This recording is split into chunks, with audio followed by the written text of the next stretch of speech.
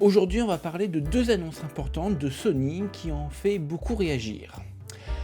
La fin de la production des jeux physiques pour les nouveaux titres à partir de 2028 et la fermeture progressive du PlayStation Store sur PS3 et PS Vita. Deux décisions qui, à première vue, peuvent donner l'impression d'un basculement brutal, voire une perte pour les joueurs. Mais quand on regarde les choses de manière plus globale, c'est surtout une évolution logique du marché.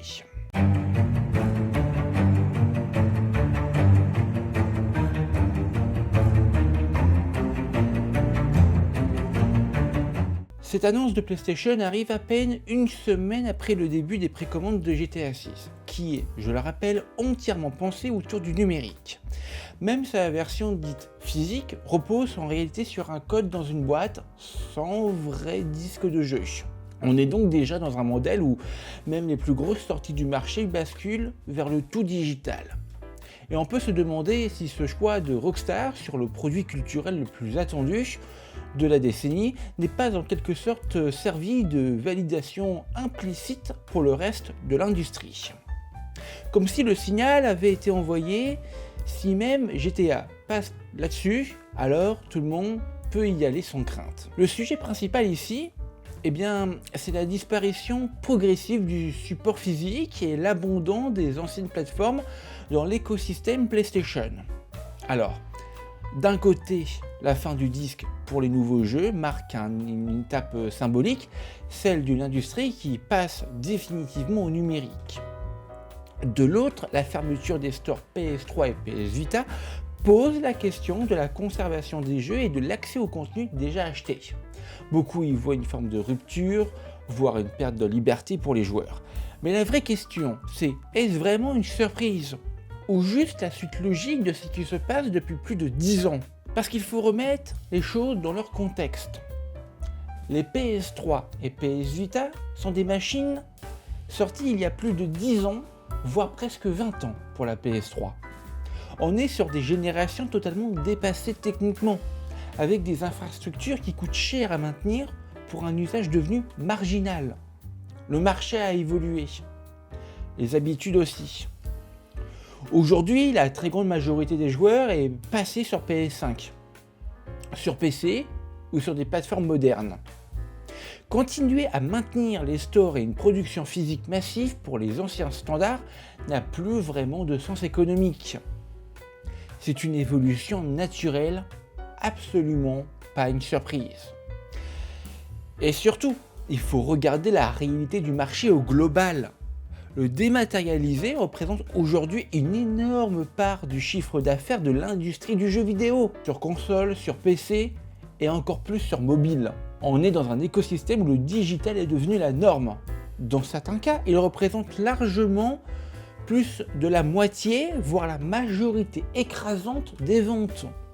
Le modèle économique s'est déplacé depuis longtemps vers les boutiques en ligne, les abonnements, les services, les mises à jour continues. Le physique est devenu une niche, pas l'inverse. Et il y a aussi un point important à lire entre les lignes.